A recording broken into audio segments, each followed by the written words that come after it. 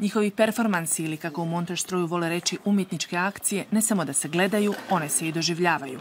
Jer svaki je njihov projekt mnogostruko društveno angažiran.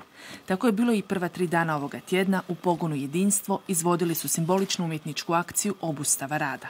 Treba nekakav studijski prostor u kojem možemo raditi sa raznim ljudima s kojima surađujemo u projektima već godinama. Samo zadnjih 5 godina u principu u našim projektima je sudjelovalo i nastupalo više od 200 ljudi, a najčešće nastupamo, probamo u prostorima koji za to nisu adekvatni.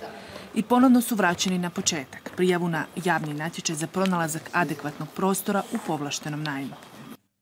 Kako je Montažstroj na listi prvenstva Gradskog ureda za obrazovanje, kulturu i sport bio tek na 15. mjestu, zahtjev nije bilo moguće riješiti do stupanja na snagu nove odredbe.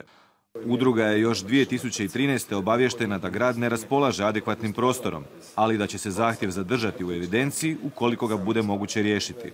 Sve detaljne informacije mogu pronaći na službenim stranicama grada Zagreba.